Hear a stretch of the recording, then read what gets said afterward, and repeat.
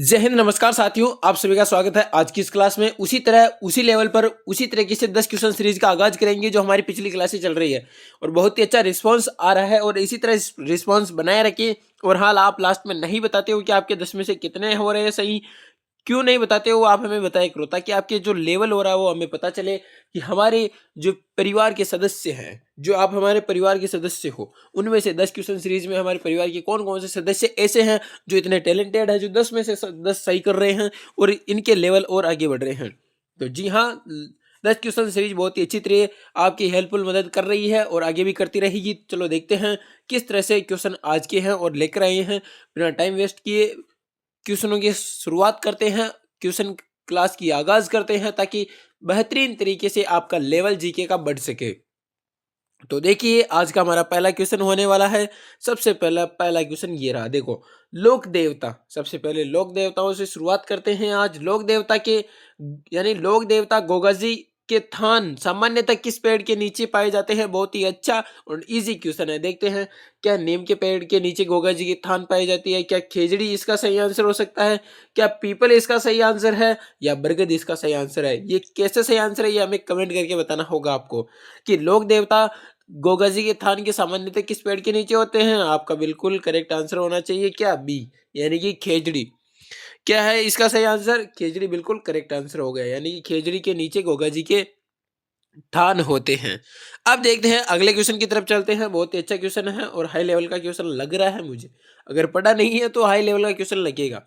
देखो, त्रिपुरा सुंदरी देवी मंदिर कहाँ स्थित है? बहुत ही अच्छा क्वेश्चन है ना। त्रिपुरा सुंदरी देवी मंदिर का यानी मंदिर कहाँ स्थित है? क्या वो चित्तौड़गढ़ में स्थित है? क्या वो बांसवाड़ा में स्थित है? क्या डूंगरपुर में स्थित है? या फिर उदयपुर में स्थित है? हम आपको हमें बताना है कि जो ये त्रिपुरा सुंदरी देवी मंदिर है वो कहाँ स्थित है। तो बिल्कुल आप सही बता रहे हो। मुझे लगता है कि आपको बहुत सारे क्वेश्चन ऐसे ही आ रहे हैं, यानी बांसवाड़ा बिल्कुल हमारा करेक्ट आंसर हो जाएगा। चलो अगले क्वेश्चन की तरफ चलते हैं। बहुत ही अच्छी तरीके से देखो, निम्न में से किस यानी निम्न में से किसे मारवाड़ में सर्वप्रथम ऊंट लाने का श्रेय दिया जाता है? यानी किसको मारवाड़ में सबसे पहले ऊंट लाने का श्रेय दिया जाता है? बहुत ही अच्छा क्वेश्चन है।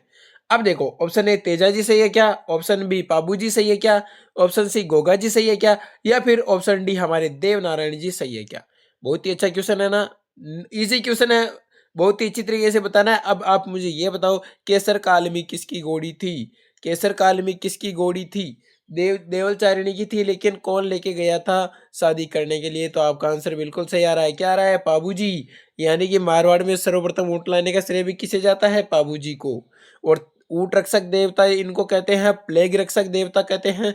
और केसर काल में घोड़ी लेकर ये कहाँ जाते हैं? विवाह करने। और किसके साथ करते हैं? फूलमदे या सुप्यारदे।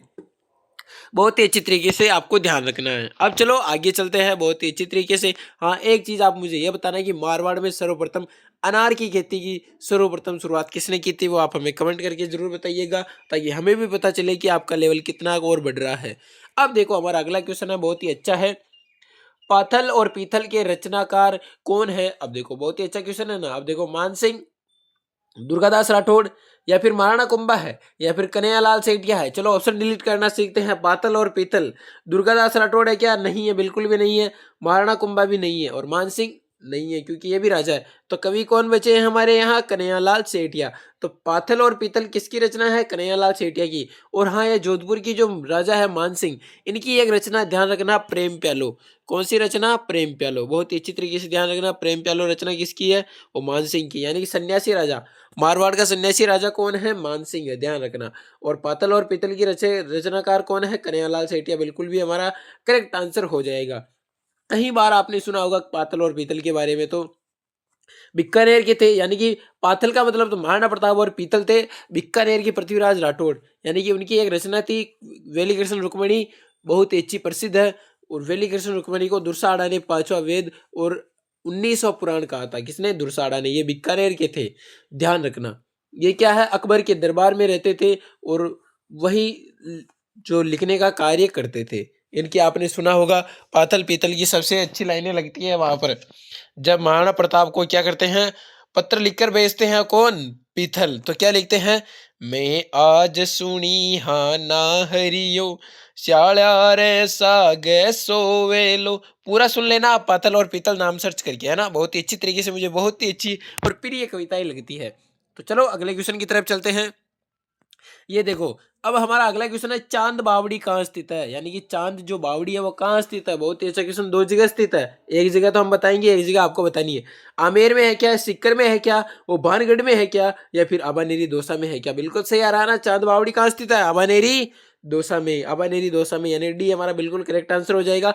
अब आप हमें बताओ कि एक और चांद बावड़ी है वो कहाँ स्थित है, कमेंट करके जरूर बताना। और एक चीज और बता देना, ये जो भानगढ़ है ये कहाँ स्थित है, अलवर में होगा ना। अलवर में। इसकी ऊंचाई कितनी है ये भी कमेंट करके जरूर बताना। चलो अगले क्वेश्चन की तरफ चलते हैं।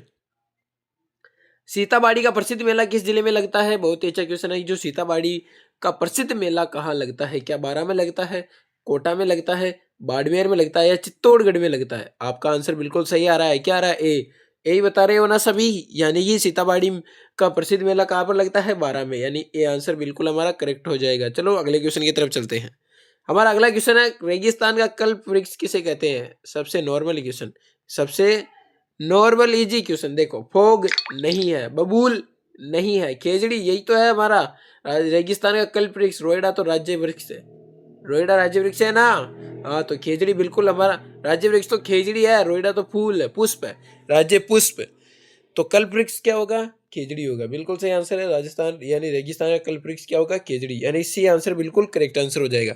चलो अगले क्वेश्चन की तरफ चलते हैं। अब देखिए, अमर शाही किसका नाम है। बहुत ही अच्छी तरीके से ध्यान रखना, बहुत बार एग्जाम में पूछा गया है, इजी क्वेश्चन है। अमर शाही, अब देखो, नृत्य का नाम हो सकता है क्या, बिल्कुल भी नहीं। जूतों का नाम नहीं, गहनों का नाम सोच सकते हैं, लेकिन पगड़ियां हमारी इसका सही आंसर होगा। यानी कि अमर शाही है वो किसका नाम है, पगड़ियों का। आपने सुना होगा अमर शाही, उदय शाही, इस तरह की बहुत सारी शाही होती है। तो अच्छी तरीके से ध्यान रखना। अब चलो अगले क्वेश्चन की तरफ चलते हैं। चलो हमारा अगला क्वेश्चन है, ये रहा आपकी स्क्रीन पर है, देखो। गीदड़ नृत्य राजस्थान के किस क्षेत्र का लोक नृत्य है। कई बार एग्जाम में पूछा गया, उठा के देख लेना पेपरों को। बहुत बार गीदड़ नृत्य के बारे में पूछे जाते हैं, यानी कि नृत्य में से एक ना एक क्वेश्चन तो फिक्स आना ही आना है। अब देखो, मेवाड़ का है क्या, वो मारवाड़ का है, या फिर शेखावाटी का है क्या, या फिर कोटा बूंदी का है क्या। यानी कि जो गीदड़ नृत्य है वो कहाँ का है, किस क्षेत्र का है। बिल्कुल सही आंसर आ रहा है आपका। क्या आ रहा है, सी। सी बता रहे हो ना सभी, शेखावाटी। अब ये मुझे बताओ कि गिदड़ नृत्य कौन से त्योहार पर किया जाता है, वो आप हमें क्या करेंगे, कमेंट करके बताएंगे कि गिदड़ नृत्य कहाँ होता है, वो आप हमें कमेंट करके जरूर बताना। अगले क्वेश्चन की तरफ चल लेते हैं, आखिरी क्वेश्चन की तरफ। ये रहा हमारा आज का अंतिम क्वेश्चन। जाल वृक्ष व मोरपंख के को पवित्र मानने वाला संप्रदाय कौन सा। यानी जो जाल वृक्ष है और मोरपंख को पवित्र मानने वाला संप्रदाय कौन सा। बहुत ही अच्छा क्वेश्चन है ना। अब देखो, दादू पंथ है क्या, या फिर जसनाती संप्रदाय, लालदासी संप्रदाय, बिश्नोई संप्रदाय। बहुत ही अच्छा क्वेश्चन है, ध्यान रखना। जाल वृक्ष और मोरपंख के जो पवित्र मानने वाला संप्रदाय वो जसनाती संप्रदाय है। कौन सा, जसनाती संप्रदाय। और हाँ, एक चीज आप हमें कमेंट करना कि जसनाती संप्रदाय की प्रधान पीठ कहाँ स्थित है, वो आप हमें कमेंट करके बताएंगे। और देखते हैं किस किस का ये सही आंसर आता है। तो ये थे हमारे 10 क्वेश्चन सीरीज, बहुत ही अच्छी तरीके से हाई लेवल के और नॉर्मल भी थे। आप ये जरूर बताया करो कि 10 में से आपके कितने सही हो रहे हैं, ताकि आपका पता चले, लेवल पता चले। और इसी तरह से जीके का लेवल हम बढ़ाते जाएंगे, हाई लेवल तक लेकर जाएंगे इसको। तो तब तक के लिए आप इसी तरह से, अगर आपने वो पहले वाली क्लास नहीं देखे तो वो भी देखिए, ज्ञान बहुत ही अच्छा है उसमें। यानी कि 10 क्वेश्चन इतने लेवल और नॉर्मल आते तो सभी को याद हो जाएंगे। अच्छे लेवल तक पढ़ते रहिए, मस्त रहिए, स्वस्थ रहिए। धन्यवाद।